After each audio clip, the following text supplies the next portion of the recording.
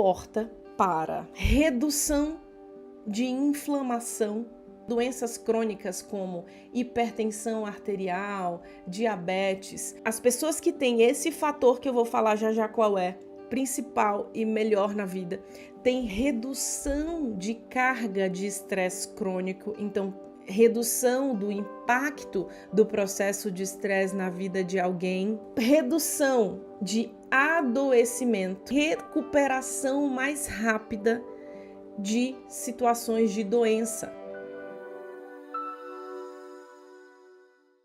Tem muitos estudos hoje em saúde mental e o que de fato impacta a saúde cerebral, o adoecimento ou não adoecimento. Eu trouxe para vocês especialmente o estudo mais longo que a gente conhece, o estudo de acompanhamento em maior número de anos de pessoas em relação à qualidade de vida delas e o que aconteceu e vem acontecendo. Eu trouxe para você um estudo que ainda não acabou, que continua, e ele se iniciou em 1938. Esse estudo acompanha desde 1938. Hoje, milhares, de pessoas, muita gente, iniciou-se com alguns homens na faculdade de Harvard que estavam ali ainda para se formarem. E 1938, daí você imagina que essas pessoas, boa parte delas, já morreram. Até a última verificação que eu fiz, tinham 19 vivos. E esse estudo continua com os filhos dessas pessoas. No início foram apenas homens, e aí você imagina em 1938 por que isso aconteceu. As mulheres não tinham acesso à educação naquela época e daquela forma. E graças que tudo isso mudou, e ao longo dos anos as mulheres foram incluídas nesse estudo, e a gente sabe, esses dados são de homens e mulheres.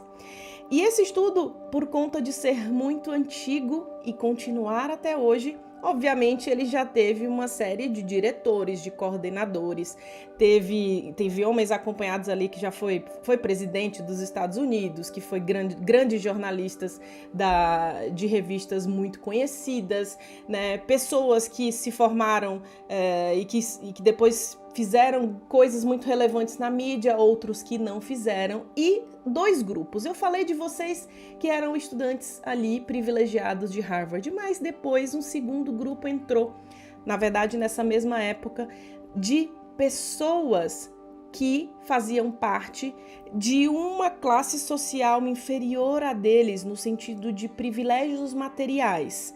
Então, inclusive, homens que não tinham, nessa época ainda homens, quando esse segundo grupo entrou, que não tinham acesso nem à água de qualidade na época. E eu vou explicar para vocês por que eu estou falando tudo isso. Hoje, o coordenador, já é o 4º diretor, é um psiquiatra chamado Robert Waldinger. Ele é o 4º diretor hoje. E tem acompanhado essas pessoas avaliando várias coisas na vida delas para saber quais os fatores mais importantes que impactam em uma longevidade saudável. Porque, na verdade, a questão não é viver muito, é viver muito com qualidade. E no acompanhamento dessas pessoas, eles fizeram exames laboratoriais, e o melhor, não é só aquele estudo que você questiona e pergunta o que as pessoas acham. Eles fazem exames laboratoriais, exames de imagem. Presta atenção em tudo isso aqui para você saber porque eu estou contando essa história. Exames de imagem, questionários presenciais, perguntam como é a pessoa em casa, com os parceiros e parceiras, como é o relacionamento com os filhos, tudo isso. E informações médicas, informações de doenças, de diagnósticos que essas pessoas têm e não que elas contaram. Eles coletam as informações médicas registradas dessas pessoas. O que importa, depois de todo esse tempo, o que os estudos resultaram, o que as pesquisas mostraram que é mais importante para redução de inflamação. Imaginem que doenças crônicas como hipertensão arterial, diabetes, são quadros de inflamação sistêmica silenciosa. Para redução de inflamação, redução de carga de estresse crônico, então redução do impacto do processo de estresse na vida de alguém, redução de adoecimento. As pessoas que têm esse fator que eu vou falar já já qual é, principal e melhor na vida, têm recuperação mais rápida de situações de doença. Eles observaram também ao longo do tempo que eles têm menos diagnósticos ligados à demência, menores queixas de alteração de memória. E aí, agora, o estudo atual já está considerando o que aconteceu, né, o pós-PAN, e aí eles têm visto também o impacto disso na vida das pessoas, então obviamente vocês devem ter observado que depois disso tem muito mais queixas ligadas à memória, independente da idade, por conta do impacto neuropsiquiátrico que o vírus causa e da manifestação corporal. Essas pessoas têm menos problemas ligados a doenças crônicas. Então, quando eu falo doenças crônicas, são doenças que eu já citei para vocês. A principal é a hipertensão arterial, diabetes tipo 2, dores crônicas por diversos motivos, artroses, etc., né? Tem menos doenças ligadas ao envelhecimento e também tem menor sensação de dor, menor manifestação, percepção afetiva da dor quando em dor física. Imagina que nessa pesquisa, por volta dos 50 anos de idade, que eles pegaram essas pessoas com 50 anos de idade, muitos deles já morreram, e agora já está na segunda geração, que atualmente já tem 50 anos, para você terem ideia de que são dados consistentes. Aos 50 anos de idade, o que determinou que aos 80 essas pessoas teriam mais qualidade de vida, as pessoas que tinham mais qualidade de vida aos 80, não eram as que tinham um bom colesterol, marcadores perfeitos de vitaminas, né, marcadores perfeitos de exames laboratoriais, né, que tinha tudo isso redondinho.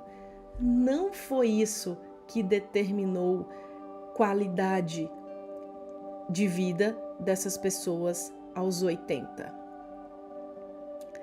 Não foi ter ou não ter um transtorno, não foi ter ou não ter um diagnóstico. O principal marcador desse estudo, com mais de 75 anos, foi qualidade dos relacionamentos.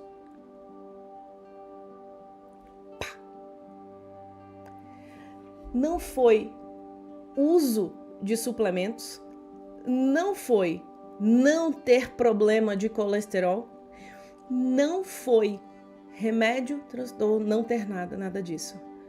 Foram bons relacionamentos. E agora a gente vai desenrolar isso. Os que eram mais saudáveis eram aqueles, né?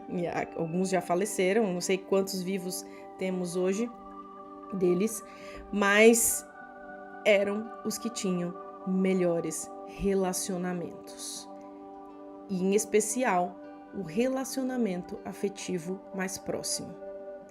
Ou seja, o que esse estudo tem mostrado, e certamente ele vai seguir ainda com os filhos dessas pessoas e com os netos dessas pessoas. É muito raro a gente ter um estudo assim, não tem, né? Porque os estudiosos morrem, as pessoas param os estudos e eles têm conseguido fazer isso. Os bons relacionamentos e as pessoas que têm uma rede maior eram os mais saudáveis. E aí você vai me perguntar, qual tipo de relacionamento? quais, dentro do estudo, o Dr. Robert Waldinger tem percebido, e junto com a sua equipe, obviamente, que é enorme, quais os tipos de relacionamento que mais impactam na saúde mental dessas pessoas, na longevidade saudável, na ausência de doenças, na redução de doenças ligadas ao envelhecimento, na redução da inflamação, na redução do impacto de quadros de dor, mesmo que a pessoa tenha dores físicas, em menores problemas ligados à memória. São aqueles relacionamentos que você sabe que pode contar. Aquele relacionamento que você sente que, apesar dos conflitos, você confia naquela pessoa e sabe que na hora que você precisar, ela estará lá. Esses são os relacionamentos de maior impacto. Aquele que você pode ser espontâneo. Aquele que você pode ser você. Que você tem liberdade de se expressar, que você não se sente sob julgamento, que você sente que se você sentir algo à meia-noite, 1h, essa pessoa está lá com você, mesmo que essa pessoa não esteja na sua mesma casa. Por que eles estão acompanhando essas pessoas ao longo dos anos? Também para observar se o sofrimento na infância, percebam, tem grupos ali de pessoas que sofreram muitas coisas, inclusive privações. Algumas pessoas receberam muito, tinham muitos bens materiais, tinham uma família em termos materiais estruturada. E outros poderíamos considerar que não. E algumas pessoas que não tinham materialmente benefícios cresceram, muitos cresceram e tiveram suas famílias, suas casas, suas profissões, conquistaram suas coisas. Outros que tinham, não tiveram mesmo tendo acesso. Então você tem muitas informações que podem ser consideradas para alguns. Mas não viveu tal coisa que eu vivi. Mas eu passei por isso e é por isso que eu sou assim. Claro que a nossa história impacta e que é importante, mas essa é a importância desse estudo. Com muitas histórias diferentes, diferentes acessos, situações de privilégios e outras sem privilégio, com a situação semelhante ligada ao impacto do relacionamento. Ou seja, mesmo com todas essas variáveis, relacionamento de qualidade continua sendo o principal.